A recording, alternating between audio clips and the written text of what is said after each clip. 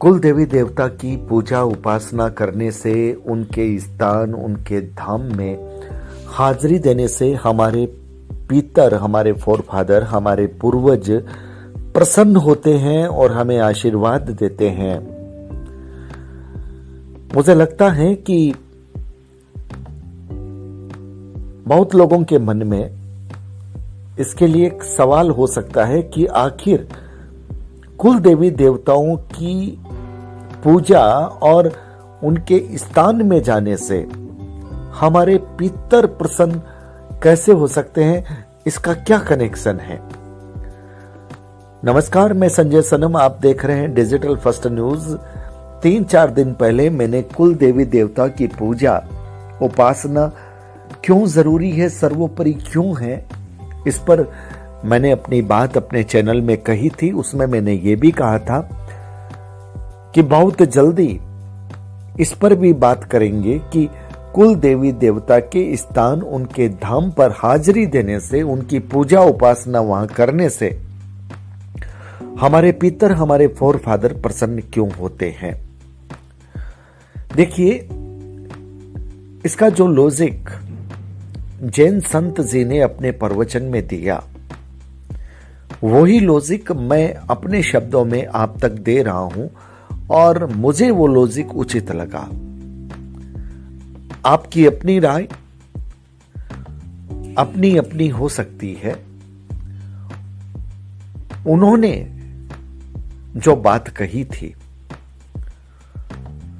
वो बात ये थी कि हमारे जो पूर्वज प्रसन्न इसलिए होते हैं क्योंकि हमारे कुल देवी देवताओं के धाम पर हमारी ये प्राचीन परंपरा है कि माता पिता अपने बच्चों को ले जाते हैं और बच्चों को तो उनके जन्म होने के बाद ही बहुत जल्दी जो कुछ संस्कार होते हैं, कुछ रस्में होती है, वो अदा की जाती है। उसके बाद में भी ये एक संस्कार है कि माता पिता अपने बच्चों को, बच्चों की शादी होने के बाद में पुत्र वधू के साथ उन्हें लाते हैं, फेरी दिलवाते हैं और जो आवश्यक रस्में होती है वो पूरी करते हैं। तो ये एक स्थान ऐसा होता है जहां पर हमारे कभी पूर्वज भी आए होते हैं। तो पूर्वज जो पितर लोक में होते हैं, जब ये दृश्य देखते हैं कि उनकी पीढ़ी, उनके वंशज उसी स्थान पर आ रहे हैं जिस स्थान पर कभी वो आए थे और वंश की परंपरा, कुल की परंपरा का निर्वाह कर रहे हैं, तो उनके मन में सुकून और शांति होती है और वो आशीर्वाद देते हैं, उन्हें प्रसन्नता की अनुभूति होती है। देखिए,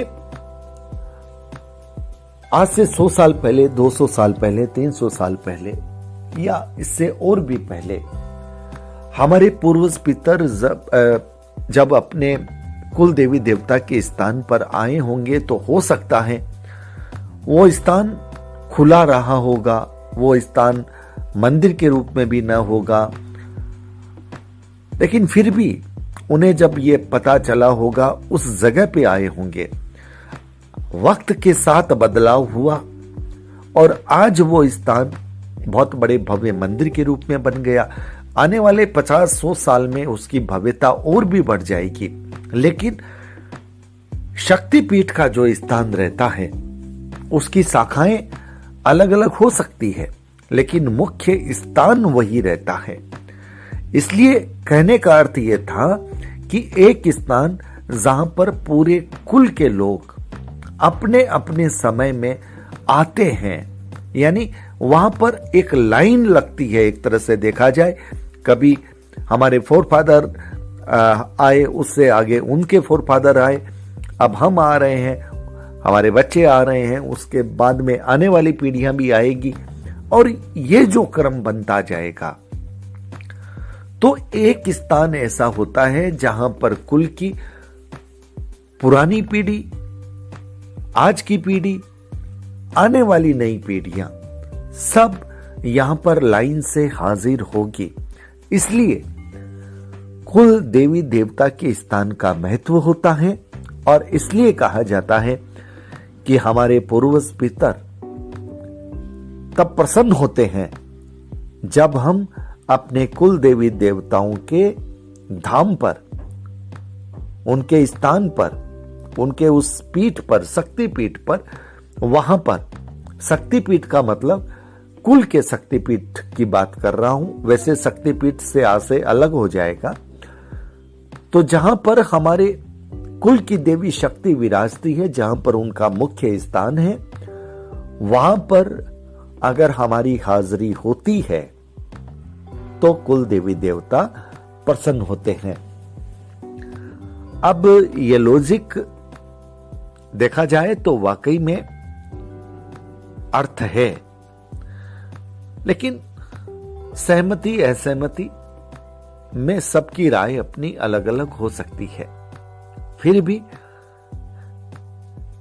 इस बात पर सब सहमत होंगे कि कुल देवी देवता के धाम पर, स्थान पर हाजिरी अपनी लगाना, अपने परिवार की लगाना और अपने बच्चों में ये संस्कार देना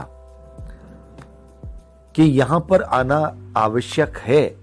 और जब हम अपनी परंपराएं, अपनी रस्में निभाते हैं, बच्चे देखते हैं जिस तरह से हमने अपने दादा दादी को उन रस्मों को निभाते देखा है, उनसे पहले ये सब देख देख करके ये परंपरा चली आ रही है, तो ये परंपरा जारी ही रहनी है, हम ये मानकर चलते हैं। क्योंकि जो संस्कार होते हैं, उन संस्कारों से जो परंपराएं बंधी होती है वो जल्दी नहीं टूटती, और अगर वो टूटती है तो फिर बहुत सारी चीजें बाधित होती है, क्योंकि फिर तो कुल देवी देवता की पूजा भी बंद हो जाती है। जब ये संस्कार, ये भावना, ये श्रद्धा ही टूट जाए तब फिर बहुत सारे परिवर्तन संभावित होते हैं। लेकिन अमूमन हम ये मानकर चलते हैं कि वक्त के साथ बदलाव होता है। ये हो सकता है कि आने वाली पीढ़ियां बहुत अधिक ना आए, लेकिन वक्त वक्त पर उनकी हाजिरी होगी। हमारे पूर्वज भी आते रहे हैं, हम भी आते रहे हैं, हमारे बच्चे भी हमारे साथ आते रहे हैं, आते रहेंगे, और उसके बाद में वो अपने उन बच्चों के साथ भी आएंगे और ये संस्कार चलेगा। यही कुछ बातें जैन संत जी ने कही थी, मैंने अपनी भाषा में आप तक रखी है। अब आपकी बुद्धि, आपका विवेक, आपकी श्रद्धा, आपकी निष्ठा पर, आपके चिंतन पर इसे छोड़ रहा हूं, लेकिन इस बात को पुनः दोहरा रहा हूं कि कुल देवी देवता की पूजा और उनके स्थान, उनके धाम पर हाजिरी आवश्यक है, आवश्यक है, आवश्यक है। बहुत बहुत आभार, नमस्कार। वीडियो कैसा लगा? अगर अच्छा लगा तो शेयर कीजिएगा, लाइक कीजिएगा। चैनल पर अगर नए आए हैं तो फिर सब्सक्राइब करना, बेल बटन को दबाना बिल्कुल मत भूलिएगा। बहुत बहुत आभार, नमस्कार।